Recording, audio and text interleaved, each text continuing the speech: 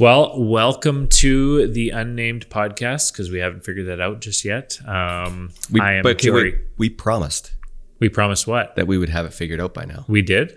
I'm pretty sure we did. We did? Well, promise broken. So Yes. there.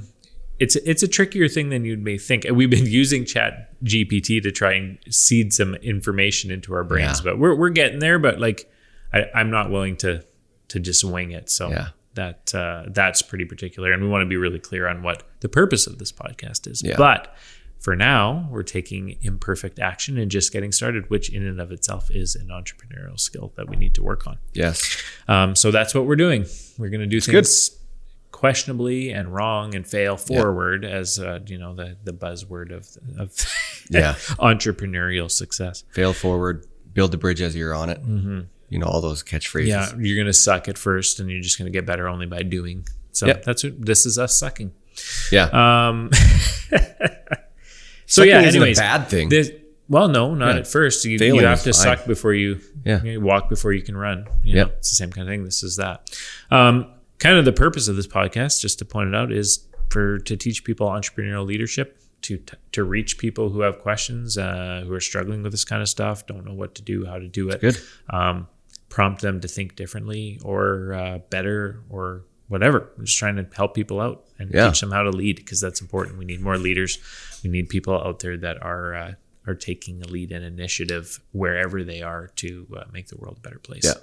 There's always space for more leaders. Always space. There's never enough leaders. It's one of the number one business problems that exists right now. People is the number one. We need more people, but not just people. We need more people that take initiative, people who are leaders, people who can take care of other people, who can communicate, who can lead the way, right? There's a lot of non-initiative taking people that exist, right? It seems this is a slight rabbit trail. It seems that people that aren't taking leadership, it's almost like they're trying to dial out of relationship and community. And it's I want to hold my own. I want to carry my own weight in my community. And they're just kind of like, actually, I don't really want to. No, when relationships are hard, people get hurt. They're frustrating. It's what keeps you awake at night. The less people you have. I hear business owners all the time go, well, I had an employee once, but that was a disaster and I hated it so much. So they go and they one-man show it. And it's like, you can never, ever build. Let's not say never, ever. That's a dumb thing to say. You're very unlikely to build something amazing or epic or awesome in business if you can't work with people. You need people. Yeah. People is the foundation of the business. Without that, you're not going to go anywhere. So to get back on track, this particular focus of this podcast is going to be on mission and on vision. Mission and vision. Mission and vision. Okay, so like mission, the mission of the company, the vision of where the company wants to go. Well, in my mind, it's what you need to do before you get too far. Like you can just start and get going, but once you're going and things are starting to roll, you need to really get directed. You need to know what you're doing. So I would say your mission, your vision is where you're going and where you want to go to. Right. You can see where you want to go and you're going in that direction. That's great. Mission is why you're going there. Why build a company to 10 million or 100 million or $1 billion? Why? For what? Yeah. It's not just about money, right? Like you could be, there's been many conversations in our organizations of why keep growing, why keep this, why keep that. And our mission is to create awesome jobs for excellent people, set them up for success and make them feel like a part of our family. So our goal or our bigger mission is to create jobs and make people's lives better. Ultimately. Right. Yep. So when you're going, well, why are we doing this or why are we doing that? We reel it back all the time to, because we're creating jobs and creating a great space for people, an environment, a community where people are set up for success and their lives get better when they come and work here. So that's why we're doing it. It's not to make more money. And that can be your mission if that's what it is. Like that's fine is if you decide that, but you need to be very intentional about why you're going in the direction you're going. Right. There's to make more money seems like it's so vague, and it's not, that's not enough. Like the day that it's really hard and crappy and that you've made like enough money, then there's no more drive to do it anymore. There's no purpose in it. Yeah. Right. You need more in your why than just money. In fact, you might as well just leave money out of it if you want my opinion. Right. Because that will never ever be enough. Money is a fickle friend. Oh, absolutely. Right. And then when you get more, then interest rates go up, and then all of a sudden you're not making money again. Yes, things change, right? And what everyone who chases money initially finds is that it's empty, right? Can you be happy? Like if you don't have any money, you're not going to be happy. So yes, you need money. Right. You need to have enough. You need the steak on the table. You need to feed your family. You need to be free and comfortable and all these types of things. You need a roof and a house over your head. You need clothes. You need transportation. Without money, your life's going to be horrible. That's just a fact. People go, you don't need money. No, you need a certain amount of money. Yeah. You need sustenance. Yeah. Right. And money can lead to happiness, but that is not joy. That is not purpose. That is not fulfillment. And money will never, ever get you those things. Right. Right. In fact, when you think it does, then that's when you actually, these people, like, why do more millionaires and billionaires and whatever commit suicide, get divorced, have mental health issues like that? It's because the money wasn't enough. It doesn't make them free of all these human issues that we have. Right. You need something more. You need a why. You need a purpose. Right. And that's a transcendent cause. Right? Yeah, something more than yourself. And if it's a self-focused mission, it's going to be the same thing. You're going to come to the end of the day and go like, if I'm always looking inward at myself, looking inward leads to depression. Oh, absolutely. Navel gazing. Yeah, the more you look at yourself, the more you're your own island, the more it's all about you, the lower and lower you're going to go. Yeah. The more you look out, the more you add value to others, the more you help, the more you have a purpose that is bigger than yourself, the more joy you're going to feel, the more purpose you're going to have, the more fulfillment you're going to have. Then this is like, if you want to talk mental health issues, this is the circle. This is where it all holds in, which is where that's going to get off topic. Let's back to the mission. You need to have a reason to do what you're doing. Because on the hard days when you're not sure why you're doing this anymore, you're going to reel it back. When we're sitting in our leadership team meeting and we're looking over a quarter, we want to see a profitable number at the end of the thing. Is like, did we add jobs? Do we have more better people here than we had before? Are their lives getting better? Are the people, like Evan and I were just talking about this the other day. This person's been here 5 years. This person's been here 5 years. This person's 7. This person's 8 years. Okay. Remember what they were like when they came here? You remember how they're struggling financially? You remember how their relationships weren't good? They weren't married, single mom, or whatever scenario. And now they're married. Now they're financially successful. They bought a house. They're going to church. They've built a life, and they've been supported by a community that helped them go in a direction that was successful. We set them up for success. This environment sets them up for success. And the longer the people are here, the better they get. And they become aware of personal growth, and they become aware of discipline. They become aware of their health. They become aware of their spiritual health, their mental health, their physical health. All these other things get churned up because you're surrounded by people that care about those things. So what's our mission? To do that, to make people's lives better by creating jobs. Not just the people that work for us, but I want to bring new people in all the time. I want to get bigger so that we can make people's lives better. And the profit's going to roll in, and guess what we can do with the profit? Make more people's lives better. Right. Yeah. So it's what you're talking about, this mission and the values. You're really creating a culture, because you're talking about absolutely, about people being here and then being around other people, and that in and of itself drawing them up, calling them up into a more a higher level, higher state. Yeah, and I think they're all connected, like core values, and we talked about values in our last thing, and that's a part of it, but it is different.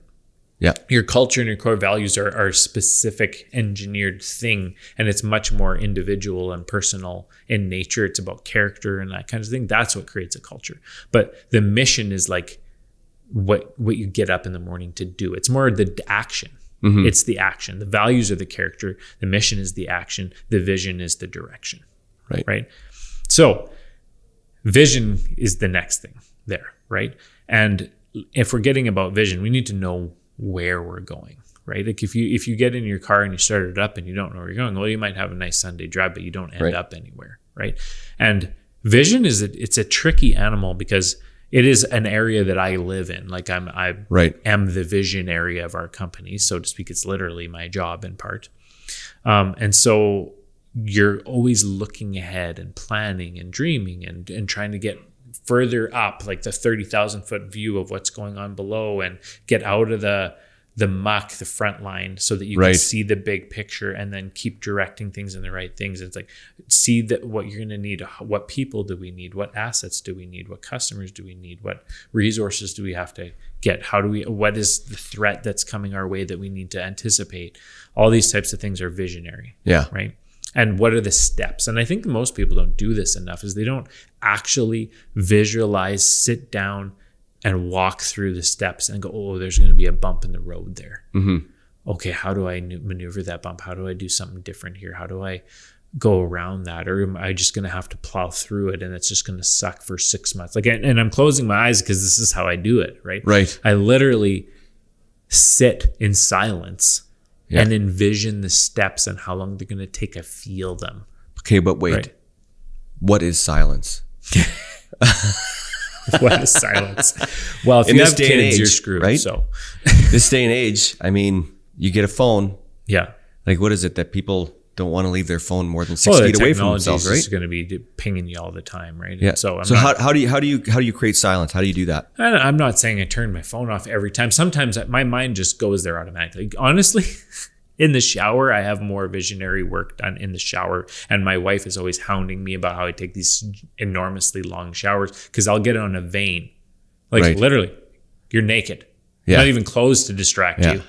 You don't have your phone. There's no one else in the room. No one's talking to you. There's ambient water noise around you. And you can just, like, my mind can go. Yeah, in the shower. Oh, I'd agree with that. Right. Yeah, and so I get tons of vision. Like I need to get a notepad in my shower, because I should be writing down things that I come up with in the shower. Right. But it's funny, in my office, I have an occupancy sensor. So when you're in there and moving around, the light turns on. Right. But our cleaner always resets up all of the thank you cards and stuff on the thing, and it blocks the sensor in my room. So when I walk by it, when I come in, it turns the lights on, but in like 15 minutes, they click off. And if I go and I wave, the light will turn back on. But often, like, if I'm on my computer, I'm sitting, think I'll let it go dark, and I'll just sit in the dark in my office for half an hour, 45 minutes, an hour, 2 hours. Yeah. And in doing whatever I'm doing, but it's just thinking. And it's funny, someone will come to use my office, because I'm so rarely in my office, so they use it as an extra flex space if they need to have a private phone call, and they'll walk in and the light will flick on. I'll be sitting at my desk, scare the living crap out of them, which is, I like it. It's kind of got an ominous, brooding feel to it, which is, it's good. I like. You're harnessing your inner Batman. Yeah, I get it. For sure. That's what it is. Right? Yeah. Yeah. But that's, and I really do mean it, like walking it out in your mind. Like, if you have to practice visualization. It's like a muscle. Yeah. It's like anything else. Oh, like, yeah. If you do it more, you get better.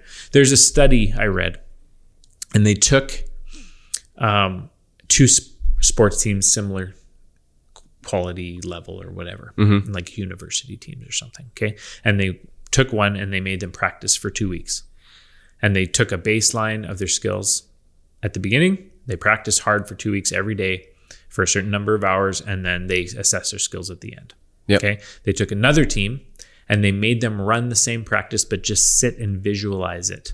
They weren't allowed to physically do it. They just visualized it. Yeah. And they stopped in 2 weeks and they assessed their physical skills. So they took them before, took them after. Yeah. Baseline for both. Same skills, same drills. They even visualized the same drills that they physically did. Yeah. Same number of shots, same this, same. And they were, the improvement was 75%. I think even maybe more than that, but that's what runs in my mind, is 75% of improvement on visualization as actual physically doing it. So like 75% more. Better. Like their improvement level after 2 weeks of practicing, they got 75% of the improvement that the people who physically do it just by sitting and visualizing. That is how much your brain is in control of your gain, right? Oh, absolutely. Well, visualizing in business, or visualizing a conversation and all the outcomes and all these things, it's like you're practicing it. Yeah, it's almost as good as doing it. Visualizing is nearly as good as actually doing it. That's the point that I'm making with this. And you can practice it over and over and over again. Yeah, you have endless amount of times to do it. Like, if you can take the time, right? Yeah. But that's how you walk through it. That's how you anticipate these problems.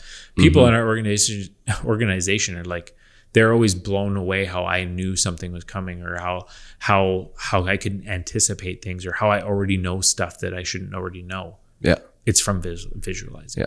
Right. Because you're stopping, you're being quiet, and you're just allowing your mind to flow. Yeah. It's intentionality. Absolutely. Right. And so anyways, that's a bit of a tangent, but you need a vision for where you're going with your company, and someone has to be responsible and accountable for that vision, because if no one is doing vision work in your company, no one knows where you're ultimately going, and then you're letting stuff happen to you. It's like walking through a cornfield. Yeah, you're just walking, like you go into a corn maze and you don't have any kind of plan. You're just going to maze around forever. And that's what a lot of businesses do. They're just, well, the economy got bad and it didn't go well, and then it got good and it went a little better, and we didn't put any money away. I spent it all, and then it got bad, and then it got really bad, and then I went under. Or then I struggled for 10 years to get back what I lost. Or like they're not visually walking through it. They're not making a plan. They're not executing, right? So you need to know where we're going, how to get there, have an idea of a timeline, and then you need to be edging toward the outcome. And we've talked about this before too, you and I, like you need to have an open mind about how you get to your outcome, right? Because you need to let the Lord direct that. Yeah. As a leader, I think you're going to be a way stronger, and you're going to have a way better time if you're willing to take these little offshoot paths that lead you ultimately to your goal. The route is very rarely a straight line. Exactly. Like whether it's the Lord directing or you going off the wrong way on the way there, right? But at the end of the day, you need to know where you want to end up. Yeah. Loosely, at least, right? So those are the two, like mission and vision. You need them to make real, massive, tangible progress. Without them, the progress is not a plan. The progress is what it is. And I think people have gotten very far without them, but that's the exception to the rule. That's not the rule. Right.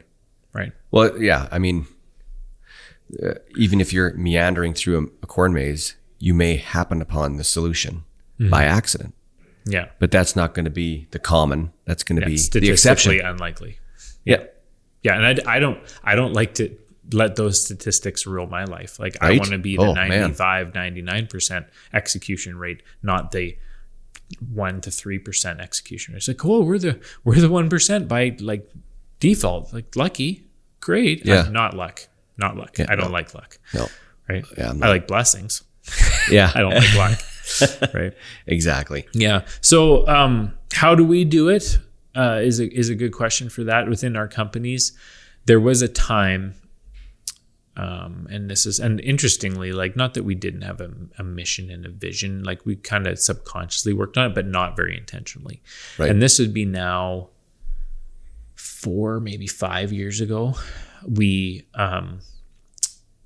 maybe even 6 or 7, but I was sitting, like I'm managing these companies. We got a shop going. We're starting a construction company. We got a trucking company. Things are going, but like I was shot calling everything. Like I was the head of everything, and I was completely overwhelmed and tapped out. I had no more, couldn't go any further. And I was really frustrated. I didn't feel like I could communicate well with people. I couldn't handle anymore. Calamity all the time, like it's just stressed out of my tree, the money, all the stuff. And it was actually our accountant recommended EOS to us. And I'm not selling EOS. I just talk about it because I so believe that it works. What does EOS stand for? It's Entrepreneurial Operational System is what it's called. There's a couple of books on it. There's one called Traction, one called Get a Grip, one called Rocket Fuel. There's a bunch of information there, and you can look that up online if you want to go that direction. But it's basically a structured system for running meetings, communicating with your team, building data, vision, all these important key factors of what you need to do to make a vision. And in this structure, there's mission statement, there's vision, there's execution, there's people, there's all these different pie pieces to the pie that helps you organize things. It's an operational system. It organizes it into a system that you can execute on, bang, bang, bang, bang, bang. And it really, like it took us to the next level. So how we did it is through their prompting of their meetings, which were annual and quarterly meetings. And you had to form a leadership team and bring on other people and hash these things out. And so they just asked questions. Like we're talking, why are you doing this? Where are you going? When are you going to get there? What's your 1-year plan? What's your 3-year plan? What's your 5-year plan? What's your 10-year plan? Okay, but why in each of those cases, right? And then it took all your best people that you trust and want to sharpen with one another, and you had that conversation with them, right? As the head honcho, leader, CEO, boss man of the company, I don't think it's a common thing to really get your people and sit them down and ask them what they want and share your thoughts with them and take their feedback and create a venue for that to happen in a healthy, functional way. Yeah. Right. And it does that. Right. So it's good. So when we did our mission statement, we hashed it out for hours. We sat down and said, well, why this or why that? Well, what's important? What's that? And I initially wrote our mission statement, but we workshopped it and we tweaked it and we changed it and we got it distilled down to something that really means something to us. Right. Yeah. And now we preach it. Now we put it on stuff. Now we tell people. And now when we don't know what we're doing, or when each quarter when we meet, we know that our ultimate mission is to create these jobs. So is that immeasurable? Are we calculating it? Are we looking at it? Are we fulfilling our mission? Yeah. We ask ourselves that regularly. You can go back and test things. Yeah. We made a decision. Was that decision good for our mission? Yeah. Right. We said, well, we should stop growing and focus on being more profitable. Well, that's not our mission. Yeah. So we didn't go that way. Right. That's just there's these common business phrases and thoughts that come in and you think, well, this is what other people, this guy's what that, this is what this book says to do. And it's like, okay, but that's not our mission. Yeah. I'll read it. I'll listen to it. I'll take it with a grain of salt and I'll apply some things to it, but let's stay on mission here. Yeah. Right. This is why we're here. This is our purpose. Yeah. Right. And that's why we did it. And then vision, part of it is having people who are responsible for your vision. There's got to be people who are accountable. Yeah. Right? When you don't create accountability for that, then it doesn't happen. Unless you just naturally have visionary, which I'm naturally a planner, a visionary type person. So that's just a natural benefit to this company that's been good for it. My dad was a little bit of that, not quite the same as I am in that respect, but he had a vision. And when we got to that end of his vision, he was like, well, that's what I wanted to do. And you do what you want to do now, I guess, right? So and he's still around and a part of everything that's happening, but someone should be accountable. And if you, the business owner, aren't a visionary, then you need to get someone to help you distill that vision and get it tuned in. And that's what often happens is there's these really amazing technicians or managers that start a business or go out on the limb to do it, but they don't have a really good vision and they don't know how to form one. Right. So they need to find somebody or who's create better a scenario where they can actually come up with a vision and then continually work on it. Because your vision, how far out is it? How long does it take to get there? Well, what's the next vision in front of that vision? Right? Like when you complete your 1 year and you hit your 1 year goal or you don't hit it or whatever, you need to reassess it again. Yeah. It needs to be reassessed constantly, right? We reassess our vision quarterly, right? Yep. And I get feedback, but at the end of the day, there's a lot of people who are not visionary people and they're like, I don't know. Well, that's fine. They're doing their job and they're executing, but they need to be made aware of it and they need to know that's where we're going. They're like, oh, that's where we're going? Okay, well, I'm going to change how I do things then. Yeah. Right. And I get a sense that if you're bringing that up, people know where the vision is and they're actually testing it and they're testing it. They're the wheels on the road. The rubber meets the road. Well, and you can get immediate feedback. Yeah. And you need to believe in your mission and be willing to do what it takes to do it too. Yeah. You can't just, here's the vision, guys, bugger off. See you later. Go home. Yeah. It's like people need to be bought in. Right. And the vision, as the visionary in this company, one of my main jobs is to continually talk about the vision, to let everyone know there's over 100 employees in this organization now. Yeah. If I was doing my job perfectly, every single one of them would intimately understand our vision and be bought into it. Yeah. If I was doing my job well.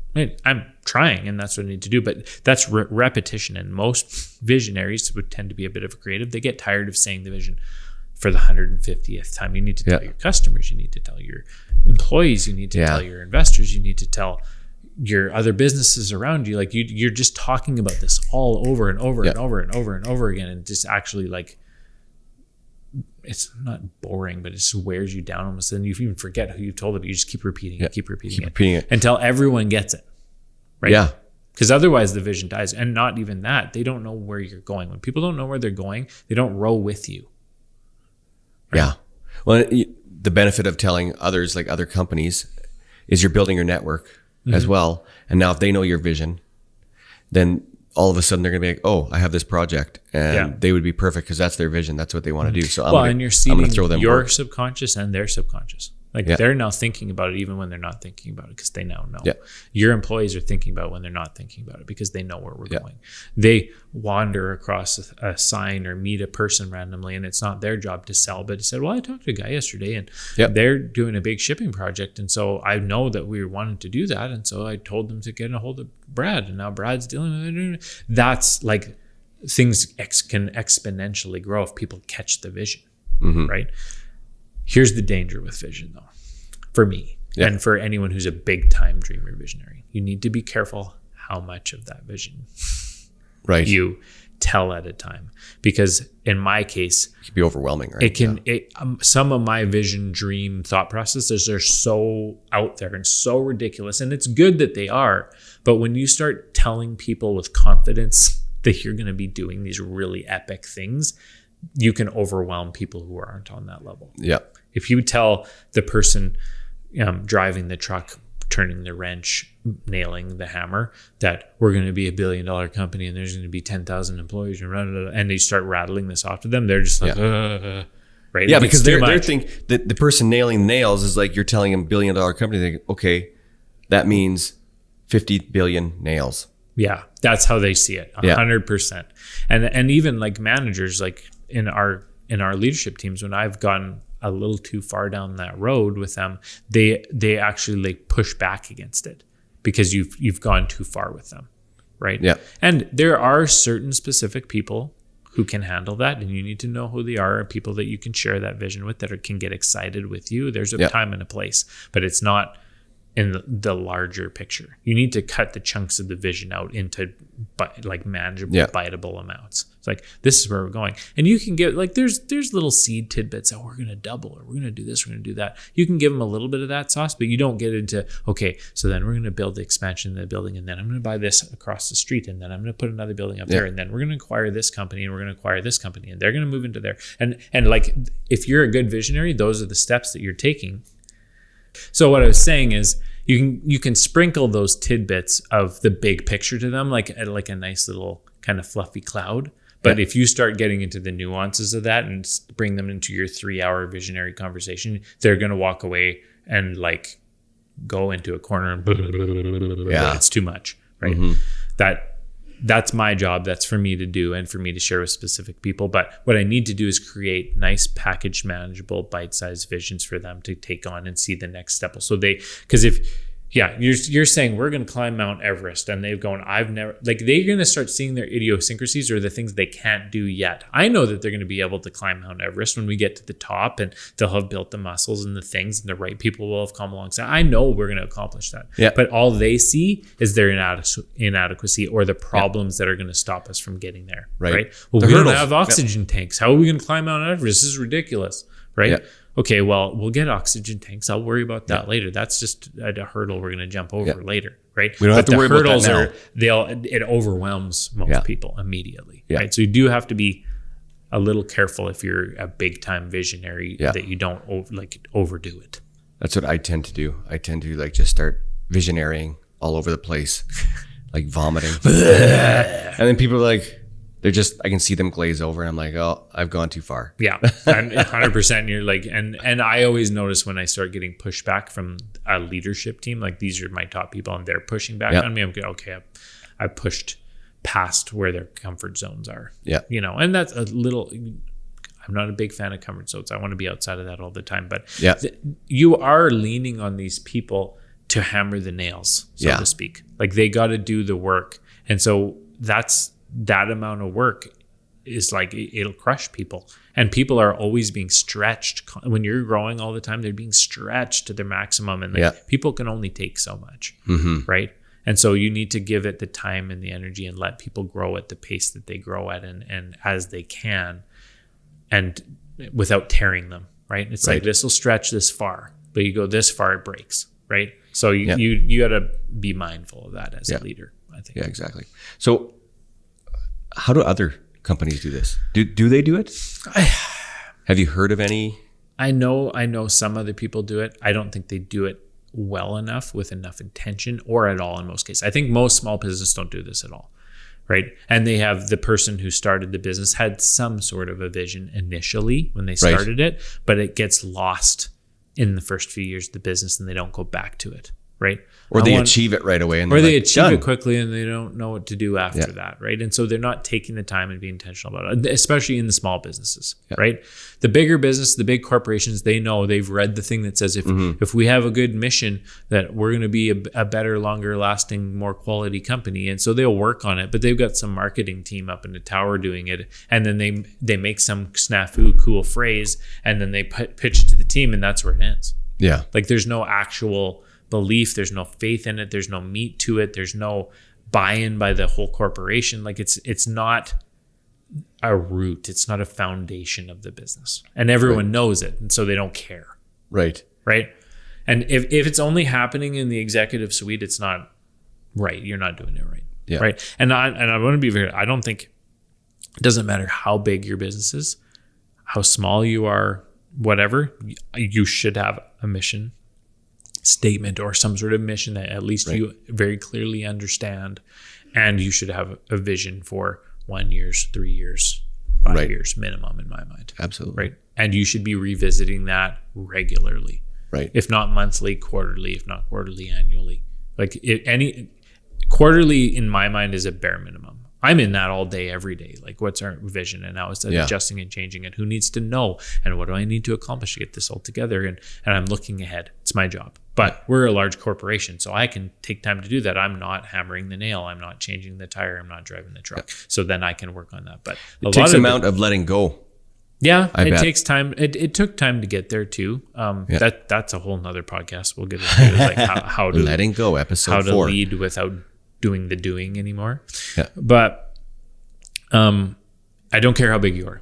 You should get the stuff figured out. You should set a baseline and you should go back to it over and over and over again. And then you should push it out all the time, constantly. Your customers should know your mission. Your people should know your mission. They should know your vision. They should know where we're going. And you should get everyone aligned and rowing in the right direction.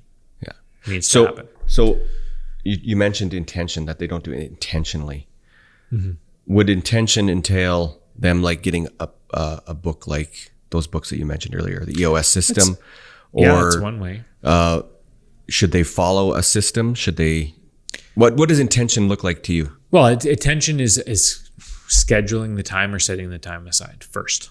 Like you can follow a system or thing. Like once you set the time aside, you'll realize that, man, I have no idea how to do this. And in that case, then maybe the first set time you set aside will be, how do I do this? Right. But at the end of the day, you need to setting a vision and a mission statement is having vision. The vision is that I need these things. And so I need to set time aside to do them. And then once you set time aside to do them, then you get deeper into it and it makes progress. And your company moves ahead and things progress and they grow. Right. You keep moving in the right direction. And as you bring people on, they're intentional and they understand why. And it attracts the right people to you. And it does all kinds of things that are important that it needs to do. But you have to start. Right. If you're running your business or doing your thing or whatever, and you don't have why you're doing it and where you're going figured out, you need to stop and take some time and do that. Yeah. It's almost, I can almost hear somebody saying, well, yeah, but I'm running my business and I'm putting out fires all day, every day for, 16 hours a day, I'm putting out fires. Mm-hmm. And to me anyway, this is kind of like, no, I set time aside and let a fire burn because me working on this will prevent 50 fires in the future. Yeah. And this is the norm. This is what I'm talking about. These are these people who've started these businesses and they're wearing all the hats and they're just beat down under the workload that they have to take. I get it. I've done it multiple times in multiple businesses. I know the pain of that, but this is the urgent versus important. Right. Everything that's a fire is urgent. And so therefore you prioritize that first, right? It's on fire. It needs to be put out. Right? Well, why did it start on fire?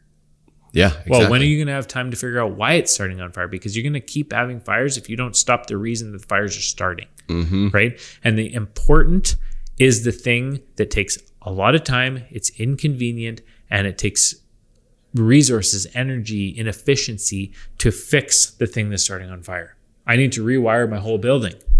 All these electrical fires are happening from the wiring. Well, I don't have time to rewire my whole building because I'm fighting fires all the time. Yeah. Okay. Well, if you don't get that figured out at some point, you are never, ever going to progress. You need to prioritize the important over the urgent. And yes, still deal with the urgent somehow, whether it be delegating and hiring or whatever. And that's going to come with its own pain too. But you must take care of the important things. You must get the issues figured out and solve them permanently so that the fires stop. Right. Right. Yeah. Well, that makes perfect sense to me. Yeah. And that's why. Yeah. That's kind of like the why. Exactly. Yeah, for sure. And I love that it's just like set time aside to start. But it might be at 9 o'clock at night. Might be in your shower. Yeah. And it doesn't have to be hours and hours and hours. It depends how big your vision is or how big your mission needs to be. And maybe it's 20 minutes at a time. Maybe it's chatting with your wife in the evening. Maybe it's going out for lunch with a friend. Yeah. To specifically talk about that one thing. Getting up early for half an hour early. Getting up earlier and thinking about it in the morning or whatever. But you got to figure out a way to get it. When you wake up in the middle of the night, frustrated with all the fires. I always say that, the middle of the night, when I'm woken up in the middle of the night, and I always say God was trying to talk to me. And that, that's my framework. But I tend to think that, well, yeah, your mind is actually, it wants to work things out. That's a great time for working that stuff out. Yeah. You're up anyway. Well, once you're awake, I've done the roll around for 4 or 6 hours trying to figure things. You just get up and get it dealt with. There's no point. Yeah, absolutely. But, yeah, it's totally it. Practically, it just you got to do it. You got to believe. Like, this is the thing. Don't dismiss this stuff. This is what people go. This is the fluffy stuff. And I think I said this in the last podcast. It's the fluffy stuff. Everyone's like, oh, that's up in the clouds, vision and mission and all these fancy things that you put on your website. No, that's the foundation. And if you don't fix that foundation, you can't build up. Yeah. It stops progressing. Until you get that figured out, you're one floor and that's it. Yeah. Right? It's going to keep falling down. And lots of guys do. They build and they build and they build and they build. And they're this big company and then they have a mutiny and the financing collapses and their partner quits and down it goes. Yeah. Well, guess what? Probably didn't have core values. Probably didn't have a mission. Probably didn't have a vision of where they're going. Probably weren't aligned. Probably didn't weren't have communicating. buy-in. Didn't have buy-in. Didn't communicate about it enough. Like these things, this is what works out the problems that makes you collapse. You work them out early so that they don't kill you later. Yeah, right? Exactly. So you need to believe and have faith that this is important and it's worth. You need to believe that it's worth putting your time into, that it does have return. And I'm telling you, it has return. It's worth it. Yeah. Right. The really, really big stuff doesn't happen without this. Right. Yeah. So this all sounds great, and it all sounds like, hey, yeah, this is exactly what I need to do. But I get this niggling feeling that there's a pain point. There's something. What's the cost of it in doing something like this? Well, it feels like waste when you haven't seen it succeed for you, when you haven't had it come through for you, when you haven't had personal peace because you followed your mission and it worked out. It feels like a giant waste of time. Who cares about the plaque on the wall? Who cares about? Like, I don't need to write it down. I know what I'm doing, right? Yeah. Like. You don't believe in it, and it's inefficient. It's always inefficient. The best kind of customer service is always inefficient.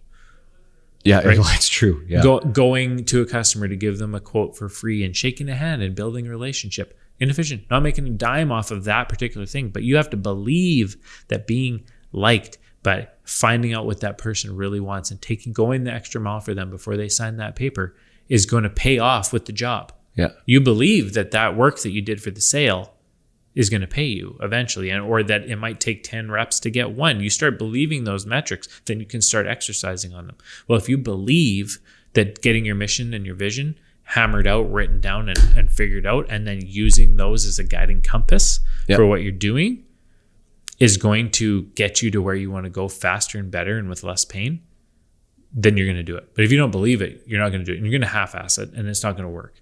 Yeah. Right? Yeah, there's a faith and belief point, and without that, this just looks like a pain in the butt. Yeah. Like, why bother? Yeah. Right? How long does it? Every business is going to be different, obviously, but how long would a person Let's say you have somebody's listening and they're like, I've been doing this for 3 months and I've seen no returns whatsoever, which could be a problem with their just what they're seeing and how they're seeing it. But let's assume they're doing all the right things and they have a good attitude. How long should you stick at it? Stick at figuring it out, or I don't think it takes that long. Okay. The first time I wrote out that mission statement, I maybe took an hour, set aside, but then I also took hours to sit down and talk about it with partners, talk about it with other leaders. How does this make you feel? What do you think about it? Is this us? Is this matter to us? Is it the reason we're here? Do you align with this mission? Like it's taken hundreds of hours over years. Right. But initially, it only takes a little bit of time. And the time that is important is to go back and reassess it. I wrote a version of this mission statement down one time. I said, this is why. Why am I doing this? Because I was frustrated. What's the point? Right? So I wrote it down. And since then, it's been rejigged and retweaked and argued about for dozens and dozens of hours, at least in the leadership team meetings. Never mind the hundreds of hours of conversations I've had with employees about it, with other businesses, with friends, with mentors, with mentees, right? About why it matters, right? And then every time that mission is used as a filter, okay, well, is that business opportunity that we're considering going to do this? Right. Is it keeping us on mission, right? And is the vision, and vision takes a lot more time, actually. Mission statement, you can kind of get it hashed out and it is what it is, and then you use it as a tool. Vision is constant, right? How much time does it take? Oh man, I've never really thought too much about that. I tried to set aside, and again, it's my whole job, but I try to set aside a day a week to work on personal growth, vision, planning, strategy, all these types of things, right? Do I ever actually get a whole day a week for that? No. But maybe cumulatively throughout the week, I spend a day's worth of work on that every week. Well, and you're putting it into we grow a lot fast, always. Yeah. Why? Because I'm planning it. I'm doing it on purpose. Yeah. It's not a mistake. It didn't randomly happen. We've grown through every recessive period in the last 20 years. Every single one we've grown through it. Yeah. Why? That makes no sense. Well, it's because we did it on purpose. Yeah, it's having that vision. True or false? Tell me if I'm right on this. Having a mission and a vision, it allows you to be more proactive while being more effective when you're being reactive. So as an example, if I have a mission, I know what I'm supposed to be doing. If I have a vision, I'm being proactive in how I'm planning out things. That's being proactive. The reactionary part is when something comes up, I can always refer back to the mission and the vision to help me make decisions quicker. Whereas if I don't have those, or not react. Yeah. The point is to not being reactive, right? You need to adapt and adjust and tweak, but that's based off the original plan. Yeah. When you create a plan and you don't follow that plan, you're not setting yourself up for success. Now, you have to be able to adapt and change and adjust and whatever. But it's very rare that you throw out the original plan and start from scratch. The original plan was probably right, especially if you put the right amount of thought and time into it. Right. So if the original plan was, we're going to grow by 20% every year for the next 10 years, and then this year grew by 15%, next year grew by 25%, the third year grew by 0%, and the next year grew by 15%. Okay, well, that's just adjusting and tweaking to economic factors and things like that, right? Or we're going to hire using this step process, and this is our training plan. Okay, well, we got to step 3 and we realized that guys weren't catching on, so we adjusted step 3, or we got rid of step 3. That's not killing the plan. That's not killing the mission. That's not killing the vision. That's just tweaking and adjusting. But if you don't have the 5 steps, you can't begin to find the things that are the problem with the 5 steps that need adjusting and tweaking. And ultimately, you paved a path to your final your destination, not final destination, but the destination you're pointed toward, right? That's and the meandering part that we talked about earlier, right? Okay, well, that didn't quite work. Nothing's going to work out exactly the way you planned it. Yeah. You should just accept that. But you need to at least create a plan and start executing. You need to get going. You need to create a map to follow and then adjust along the way, right? Like, yeah. So what's the main takeaway? Yeah. Yeah. The main takeaway is figure out your mission, your why, your reason for what you're doing.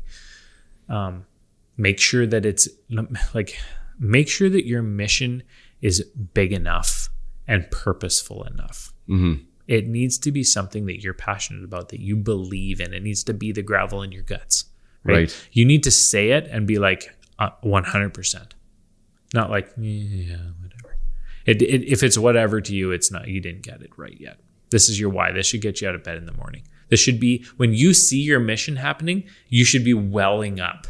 Right. With like excitement, joy, passion, happiness, right? When there's a moment the other day, I was walking into our service department for our mechanic shop. Mm-hmm. And our parts manager's wife had come. They just recently had a baby. And she was there with the baby. She's in the back area. And all the other members of the accounting team and the other parts people and a couple mechanics were all in the service area, standing around in the circle, and they're passing the baby around and laughing and joking. And I just walked down the hallway and I saw a community of people. Mm-hmm.